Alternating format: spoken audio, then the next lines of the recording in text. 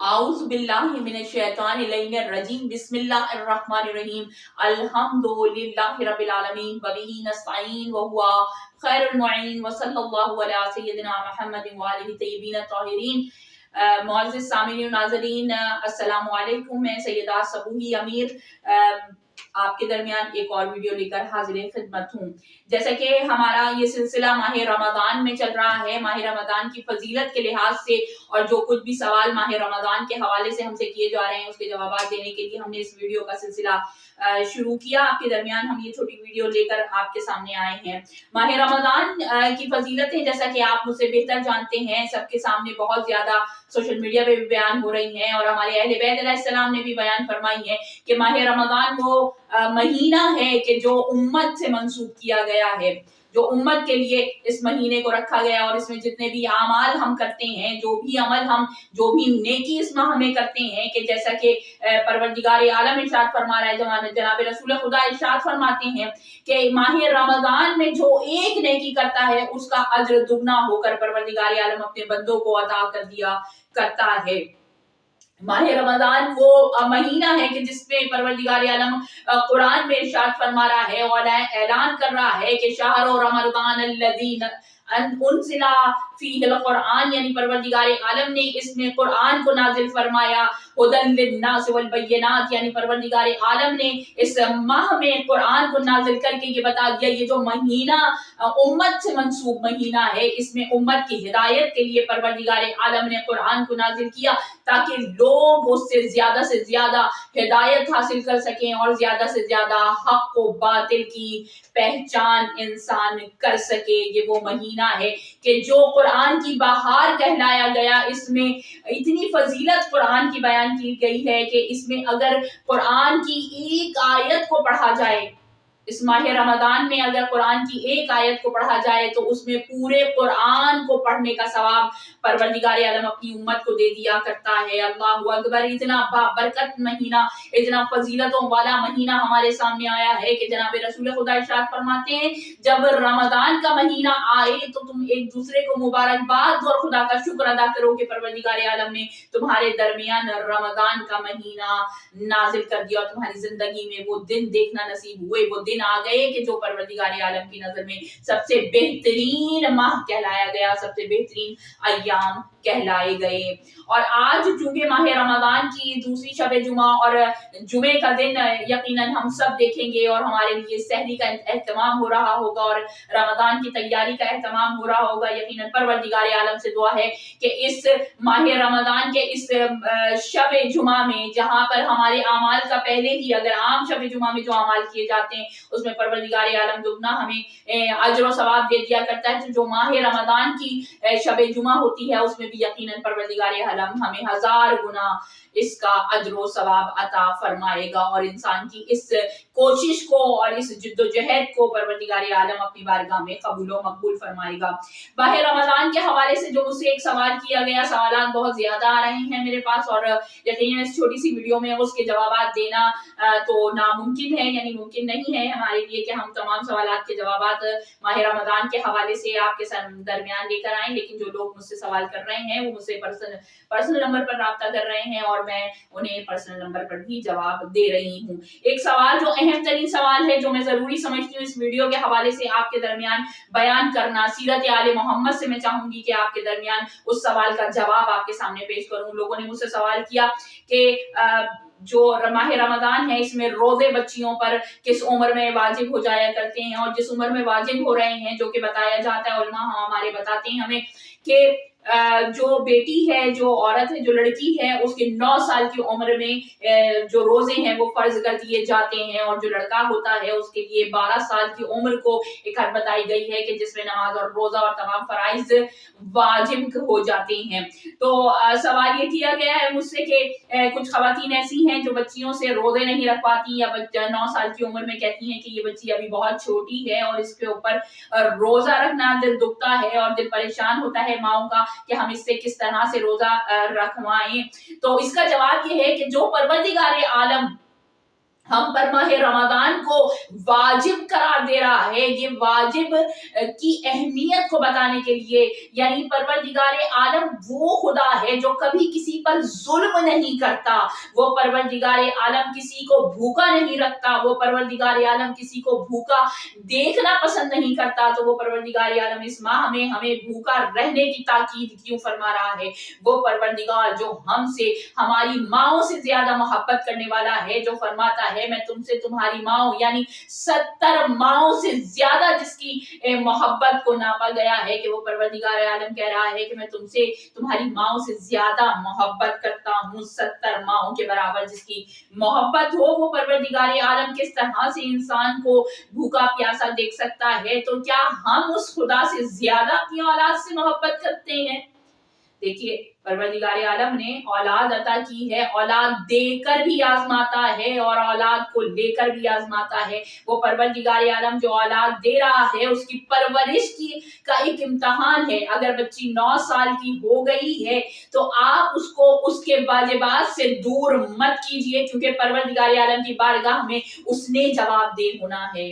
और जैसे जैसे वो अपनी उम्र के मराहिल को तय करेगी और फिर जब वो आगे बढ़ेगी तो उसे जब मालूम होगा कि मेरी माँ ने मेरी मोहब्बत में या मेरी चाहत में अपने दिल को कमजोर करते हुए मुझसे रोजा नहीं रख पाया, और आज वो मुझ पर बोझ हो गया है कि मुझे उसकी कजा करनी है या उसका कफ्फारा अदा करना है। देखिए, एक रोजा यानी अगर इंसान की जिंदगी में इसकी अहमियत हो, वो परवरदिगार बेशक बड़ा रहमान और रहीम है। जहां कुरान में उस परवरदिगार आलम ने अपनी रहमतों को, अपनी बरकतों को, अपने रहमान होने को बयान किया है ना, वही परवरदिगार आलम ने उन कौमों का जिक्र भी किया है कि जिन पर अपना अजाब नाजिल किया है। उस परवरदिगार आलम ने उसी कुरान में उन चीजों को भी बयान किया गया है कि जहां परवरदिगार आलम की बारगाह में उसकी अबूदियत के लिए, उसकी माबूदियत के लिए, उसके हुक्म की नाफरमानी करने के लिए परवरदिगार आलम ने जहन्नुम को भी बयान फरमाया है, अपने अजाब को भी बयान फरमाया है। और जब इंसान को अपनी गलती का एहसास हो जाता है तो परवरदिगार आलम गफूर और रहीम है,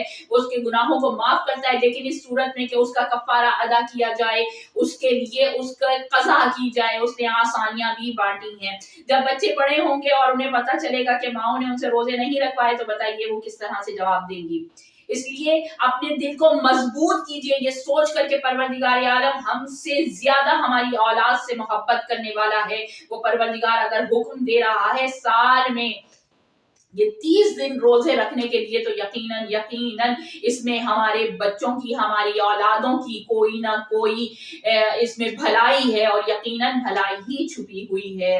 हम देखते हैं कि लोग पूरे साल शिकायत कर रही होती हैं, खुसूसन माएँ शिकायत करती हैं और हमसे पूछती हैं कि कोई ऐसी दुआ बता दीजिए, कोई ऐसा वजीफा बता दीजिए कि हमारा बच्चा खाना खाने लगे। यानी पूरा साल अगर हम माएँ ये समझ लें और इसका अहद कर लें कि हम पूरे साल में अगर ये एक माह हम अपने बच्चे को रोजा रखवाएंगे कि उस वक्त के जिस वक्त उससे उस पर वाजिब किया गया, बल्कि उस वाजिब होने से 1 साल पहले से उसकी तैयारी करवाइए, उसमें शौक पैदा कीजिए हुक्म खुदा की तामील करने के लिए, उसे 1 साल पहले से इसकी प्रैक्टिस करवाइए, इसके रोजे रखवाइए, उसकी आदत डलवाइए, ताकि जब उस पर रोजे फर्ज किए जाए, उस पर नमाज फर्ज हो जाए, तो वो शौक से नमाज की तरफ बढ़े, वो शौक से रोजा रखने के लिए बढ़े। और यकीनन जब साल में उसे 1 महीने में रोजा रखवाया जाएगा तो उसमें वो शौक पैदा होगा कि पूरे साल वो यकीनन यकीनन उस भूख का एहसास करते हुए उस खाने को भी खाएगा जो माँ निवाले लिए हुए पूरे साल बच्चों के पीछे दौड़ा करती हैं। یہ میرا آزمایا ہوا ایک تجربہ ہے کہ جب بچوں کو اس طرح سے تربیت دی جائے کہ جس میں حکم خدا پامال نہ ہو رہا ہو تو یقیناً بچے بہت جلد خدا کی طرف راغب ہونے کی کوشش بھی کیا کرتے ہیں اور ذوق و شوق بھی پیدا ہو جایا کرتا ہے۔ اور سیرت آل محمد ہمیں یہ سمجھاتی ہے کہ آپ دیکھیے کیا آج کل کی مائیں اپنی اولادوں سے اتنی محبت کر رہی ہیں کہ جتنی محبت جناب سیدہ فاطمہ زہرا سلام اللہ علیہا نے اپنے فرزندوں سے کی، اپنی بیٹیوں سے کی، امام حسن اور امام حسین علیہ السلام سے اتنی محبت کی۔ جب میری شاہزادی دنیا سے رخصت ہوئی ہے اس وقت اگر دیکھا جائے جو عمر مبارک بتائی جاتی ہے 6 سے 7 سال کی عمر بتائی جاتی ہے امام حسن اور امام حسین علیہ السلام کی کہ جس وقت ان کی ماں ان سے جدا ہو گئی تھی، لیکن اس تمام وقت میں میری شاہزادی نے اپنے بیٹوں کی اس طرح سے پرورش کی ہے کہ وہ روزہ کس طرح سے رکھوایا کرتی تھی کہ روزے کا شوق پیدا ہو جایا کرتا تھا، ان بچوں کو بھی روزہ رکھوایا کرتی تھی۔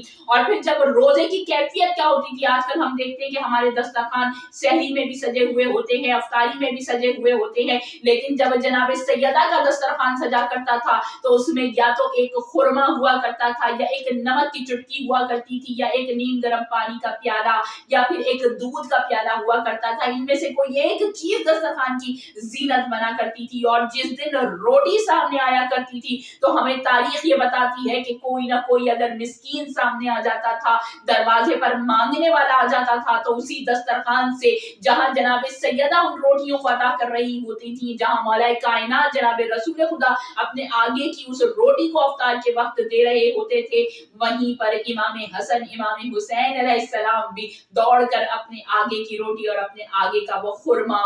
راہ خدا میں اور خدا کا قرب حاصل کرنے کے لیے خدا کی راہ میں دے دیا کرتے تھے۔ سبحان اللہ، کیا شان ہے اس گھرانے کی جو اپنے ایک عمل سے ہمیں خدا کی طرف رغبت کرنے کے لیے اور خدا کے احکام میں پر عمل کرنے کے لیے وہ شوق پیدا کر رہی ہیں کہ جو شوق ہمیں خدا کی محبت حاصل کرنے کے لیے اور اس کا قرب حاصل کرنے کے لیے جس کی ہمیں ضرورت ہے۔ جب ماہ رمضان آتا تھا اہل بیت علیہ السلام کا طریقہ کیا تھا؟ اہل بیت علیہ السلام کا طریقہ یہ تھا کہ جو ماہ رمضان کی روح ہے اس پر عمل کیا کرتے تھے، یعنی کہ نہ سیر ہو کر کھایا کرتے تھے نہ سیر ہو کر پیا کرتے تھے، بلکہ اس یاد خدا میں اور خدا کے حکم کی تعمیل کرنے کے لیے اپنے آپ کو زیادہ سے زیادہ بھوکا رکھا کرتے تھے، فاقے رکھا کرتے تھے، روزے رکھا کیا کرتے تھے اور اپنے آگے کا کھانا ان بھوکوں کو کھلا دیا کرتے تھے۔ یہ اہل بیت علیہ السلام کی تربیت ہے۔ اور اسی ماہ رمضان جب یہ آیا کرتا تھا تو ایک روایت میرے سامنے چوتھے امام سے منسوب میرے سامنے آئی ہے جس کو مختصر آپ کے سامنے ضرور بیان کروں گی میں، کہ جب ماہ رمضان آیا کرتا تھا، میں نے جس طرح اپنی ایک پچھلی ویڈیو میں آپ کے سامنے بیان کیا تھا کہ ہمارے چوتھے امام زین العابدین علیہ السلام اللہم صلی علی محمد و آل محمد، ان کا کردار ہمارے سامنے کیا تھا کہ وہ زیادہ سے زیادہ کنیزیں اور غلام رکھا کرتے تھے اور ان کی تربیت کر کے انہیں آزاد کر دیا کرتے تھے۔ تو میرا امام جب ماہ رمضان آیا کرتا تھا، جب ماہ رمضان کی ابتدا ہوا کرتی تھی تو اپنے تمام جتنی بھی کنیزیں اور غلام ہوا کرتے تھے انہیں جمع کیا کرتے تھے اور ان کے درمیان کھڑے ہو جایا کرتے تھے اور ان سے سر جھکا کر پوچھا کرتے تھے کیا میں نے تم پر اس پورے سال میں کوئی ظلم کیا ہے، کوئی تم سے زیادتی کی ہے تو آؤ اور آ کر مجھ سے بدلہ لے لو۔ اور جب ماہ رمضان کا آخری دن آیا کرتا تھا تو میرا امام اسی طرح سے اپنے غلاموں اور کنیزوں کو جمع کر کے کہا کرتا تھا کہ دیکھو تم نے فلاں دن میں فلاں غلطی کی، ایک ایک چیز کو لکھ لیا کرتا تھا میرا امام، اور لیکن پورے رمضان میں اپنے غلاموں کو کبھی کوئی سزا نہیں دیا کرتے تھے، کبھی کوئی ان کے ساتھ ایسا رویہ نہیں کیا کرتے تھے کہ جو خدا کی ناراضگی کا سبب بنے یا اس کا دل دکھے۔ اللہ اکبر، کیا گھرانہ ہے! ماہ رمضان کی کس طرح سے تیاریاں کر رہے ہیں کہ خدا کو راضی کرنے کے لیے اس کے بندوں کو راضی کر رہے ہیں،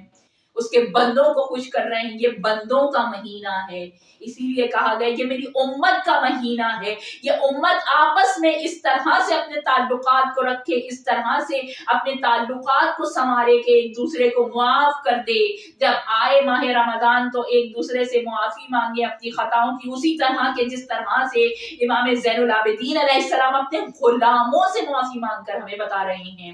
کہ یہ ماہ رمضان خدا کا قرب اگر حاصل کرنا ہے تو بندوں کو بھی راضی کرنا ہے۔ اس ماہ رمضان میں جب آخری دن آیا کرتا تھا تو میرے چوتھے امام اپنے غلاموں کے درمیان کھڑے ہو کر انہیں ان کی خطائیں بتایا کرتے تھے، اور جب وہ غلام اور کنیز اس کا اقرار کر لیا کرتے تھے کہ ہاں ہم سے یہ خطا ہوئی ہے امام ہمیں معاف فرما دیجئے، تو میرا امام زاروں قطار آنسوؤں سے رویا کرتا تھا اور رو کر کہا کرتا تھا، میرا امام اپنے غلاموں سے اور اپنی کنیزوں سے کہتے تھے کہ اس طرح میرے ساتھ الفاظ دہراؤ اور مجھ سے کہو یہ جملے کہ جس طرح آپ نے ہماری یہ غلطیاں اپنے پاس لکھ کر رکھی ہوئی ہیں، آپ کے رب نے بھی آپ کی وہ غلطیاں آپ کے اپنے پاس رکھی ہوئی ہیں، اور جب روز قیامت آئے گا اور آپ کا نامہ اعمال آپ کے ہاتھ میں دیا جائے گا تو آپ کس طرح سے اپنے رب کا سامنا کریں گے۔ تم مجھ سے یہ الفاظ دہراؤ اور تم مجھ سے یہ کہو کہ جب آپ اپنی ان خطاؤں کا اس نامہ اعمال کو دیکھ کر اپنے پروردگار عالم کی بارگاہ میں جائیں گے تو آپ خدا سے مغفرت طلب کریں گے۔ تو جو آپ اپنے خدا سے امید رکھتے ہیں کہ آپ کا پروردگار آپ کی تمام خطاؤں کو درگزر کر کے آپ کو معاف کر دے، بس اسی طرح سے آپ ہماری خطاؤں کو معاف کر دیجئے۔ اللہ اکبر، کتنا عظیم امام ہے ہمارا جو ہمیں سلیقہ زندگی کا سکھا رہا ہے کہ کوئی بھی خطا ہو، کوئی بھی غلطی ہو، جب ماہ رمضان تمہارے پاس آ جائے تو جو امید تم پروردگار سے رکھتے ہو کہ وہ تمہاری خطاؤں کو معاف کر دے، تمہارے گناہوں کو معاف کر دے، تو پہلے تم ان لوگوں کی خطاؤں کو معاف کر دو، تم لوگوں کی غلطیوں کو معاف کر دو، ان سے درگزر فرما لو، یہی سوچتے ہوئے کہ آج ہم اس کی بندوں پر رحم کریں گے، آج ہم اس کے بندوں کی خطاؤں کو معاف کریں گے، درگزر کریں گے اس کے غلطیوں سے، تو یقیناً ہمارا پروردگار بھی ہم پر اسی طرح سے رحم فرمائے گا اور ہمارے گناہوں کو معاف کر دے گا۔ بس اس موقع پر دعا کے لیے ہاتھوں کو اٹھاتی ہوں اور اپنے پروردگار عالم کی بارگاہ میں دعا کرتی ہوں کہ پروردگار اس ماہ رمضان میں تو ہم سب کے خطاؤں کو بخش دے، ہمارے گناہوں کو بخش دے، اور ہمیں توفیق عطا کر کے ہم لوگوں کو معاف کرنا سیکھ جائیں، محمد و آل محمد کے کردار کو دیکھتے ہوئے، ان کی اسوہ پر عمل کرتے ہوئے ہم بھی کوئی بھی جس نے بھی ہمارا دل دکھایا ہے، جس نے بھی ہمارے ساتھ کچھ غلط کیا ہے، ہم اس کی تمام غلطیوں کو اسی طرح سے درگزر کر دیں کہ جس طرح سے ہم امید رکھتے ہیں پروردگار تجھ سے کہ تو ہماری خطاؤں کو معاف فرما دے گا، ہمارے عیبوں کی پردہ پوشی فرمائے گا، اور اس ماہ رمضان میں کیے جانے والے ہمارے اعمال کو تو اپنی بارگاہ میں قبول و مقبول فرمائے گا، اور ہمیں اپنی زندگی میں اسوہ محمد و آل محمد کو اختیار کرنے کی توفیق عطا فرمائے گا۔ بس آج کے لیے اتنا ہی، اگلی ویڈیو تک کے لیے اپنی اس میزبان کو اجازت دیجیے۔ وآخر دعوانا الحمد للہ رب العالمین، وصلی اللہ علی سیدنا محمد وآلہ الطیبین الطاہرین، اللہم صلی علی محمد وآل محمد وعجل فرجهم اجمعین۔